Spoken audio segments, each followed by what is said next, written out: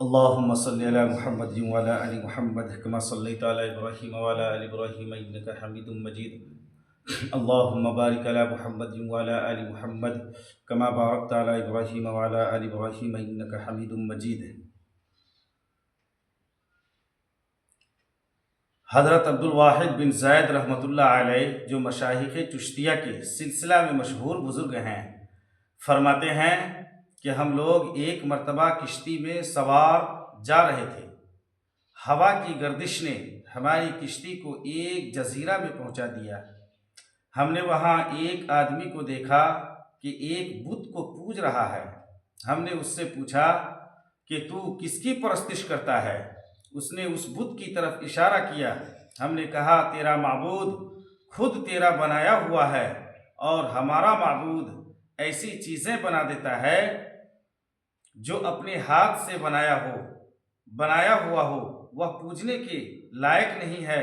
اس نے کہا تم کس کی پرستش کرتے ہو؟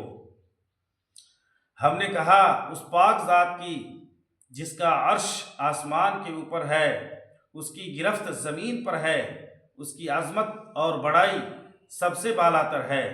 کہنے لگا تمہیں اس پاک ذات کا علم کس طرح ہوا؟ ہم نے کہا اس نے ایک رسول قاصد ہمارے پاس بھیجا جو بہت کریم اور شریف تھا. اس رسول صلی اللہ علیہ وسلم نے ہمیں یہ سب باتیں بتائیں. اس نے کہا وہ رسول کہاں ہیں؟ ہم نے کہا کہ اس نے جب پیام پہنچا دیا اور اپنا حق پورا کر دیا تو اس مالک نے اس کو اپنے پاس بلا لیا تاکہ اس کے پیام پہنچانے اور اس کو اچھی طرح پورا کر دینے کا صلہ و انعام عطا فرمائے. اس نے کہا کہ اس رسول نے تمہارے پاس کوئی علامت چھوڑی ہے؟ ہم نے کہا اس مالک کی پاک کلام ہمارے پاس چھوڑی ہے. اس نے کہا مجھے وہ کتاب دکھاؤ. ہم نے قرآن پاک لا کر اس کے سامنے رکھا. اس نے کہا میں تو پڑھا ہوا نہیں ہوں، تم اس میں سے مجھے کچھ سناؤ. ہم نے ایک سورت سنائی. وہ سنتے ہوئے روتا رہا یہاں تک کہ وہ سورت پوری ہو گئی. اس نے کہا اس پاک کلام والے کا حق یہی ہے کہ اس کی نافرمانی نہ کی جائے. اس کے بعد وہ مسلمان ہو گیا.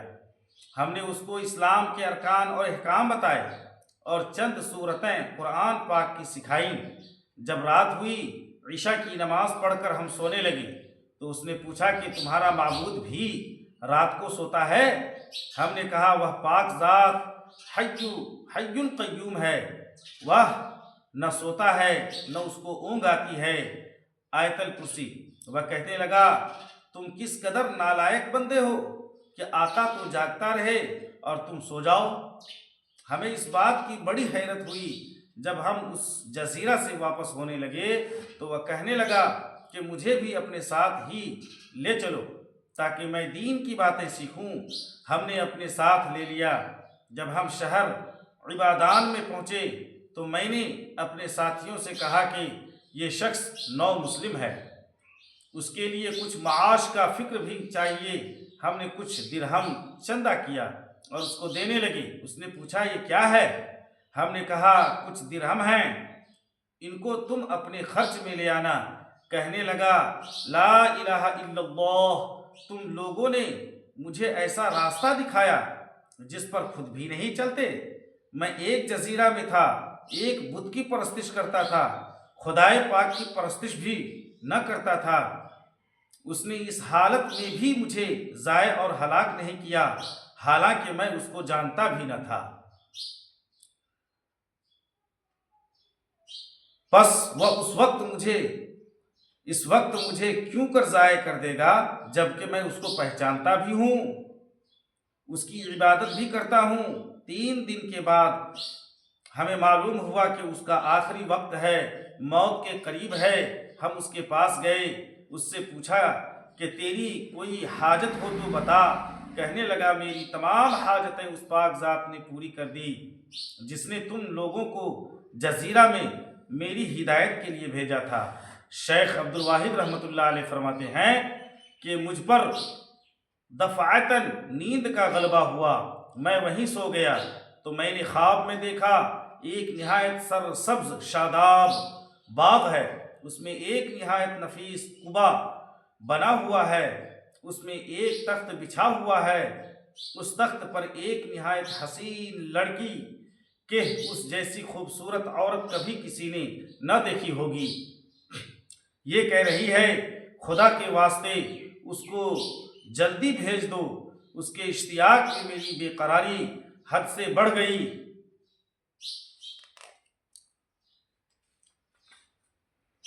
میری جو آنکھ کھلی تو اس نو مسلم کی روح پرواز کر چکی تھی، ہم نے اس کی تجہیز و تکفین کی اور دفن کر دیا۔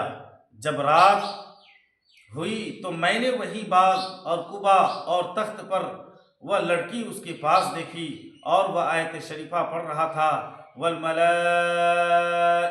يَدْخُلُونَ عَلَيْهِم مِّن كُلِّ بَابٍ، جس کا ترجمہ یہ ہے اور فرشتے ان کے پاس ہر دروازے سے آتے ہوں گے اور ان کو سلام کرتے ہوں گے، جو ہر قسم کی آفت سے سلامتی کا مزدہ ہے، اور یہ اس وجہ سے کہ تم نے صبر کیا تھا اور دین پر مضبوط جمے رہے، پس اس جہاں میں تمہارا انجام بہت بہتر ہے۔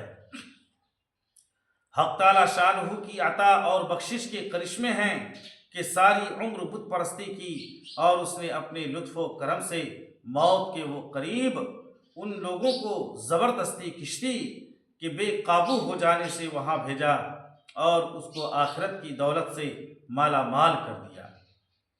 اللہم لا مانع لما اعطیت ولا معطی لما منعت، مالک الملک، جس کو تو دینا چاہے اس کو کوئی روکنے والا نہیں ہے، اور جس کو تو نہ چاہے اس کو کوئی دینے والا نہیں ہے۔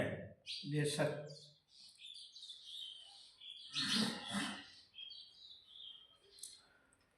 حضرت ذوالنون مصری رحمۃ اللہ علیہ جو اکابر مشہور صوفیہ میں ہیں، فرماتے ہیں کہ میں ایک جنگل میں جا رہا تھا، مجھے ایک نوجوان نظر پڑا جس کے چہرہ پر داڑھی کی 2 لکیریں تھیں، یعنی نکلنی شروع ہی ہوئی تھی۔ مجھے دیکھ کر اس کے بدن میں کپکپی آ گئی اور چہرہ زرد ہو گیا اور مجھ سے بھاگنے لگا۔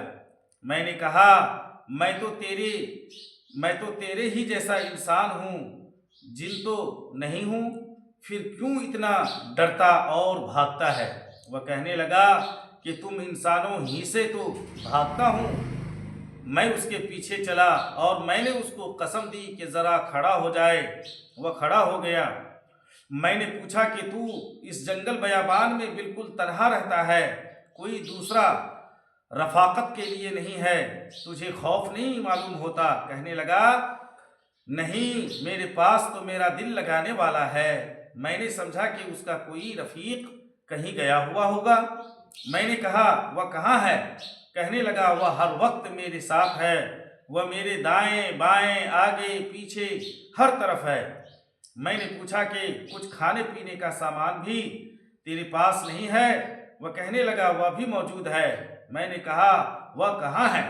کہنے لگا جس نے میری ماں کے پیٹ میں مجھے روزی دی، اسی نے میری بڑی عمر میں بھی روزی کی ذمہ داری لے رکھی ہے۔ میں نے کہا کہ کھانے پینے کے لیے کچھ تو آخر چاہیے، اس سے رات کو تہجد میں کھڑے ہونے کی قوت پیدا ہوتی ہے، دن کے روزے رکھنے میں مدد ملتی ہے، اور بدن کی قوت سے مولا کی خدمت عبادت بھی اچھی طرح ہو سکتی ہے۔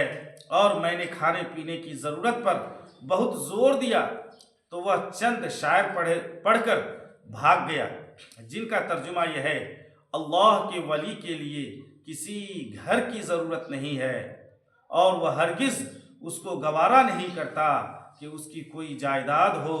وہ جب جنگل سے پہاڑ کی طرف چل دیتا ہے تو وہ جنگل اس کی جدائی سے روتا ہے جس میں وہ پہلے سے تھا۔ وہ رات کے تہجد پر اور دن کے روزہ پر بہت زیادہ صبر کرنے والا ہوا کرتا ہے۔ وہ اپنے نفس کو سمجھا دیا کرتا ہے کہ جتنی محنت اور مشقت ہو سکے کر لے، اس لیے کہ رحمان کی خدمت میں کوئی عار نہیں ہوتی، وہ بڑی فخر کی چیز ہوتی ہے۔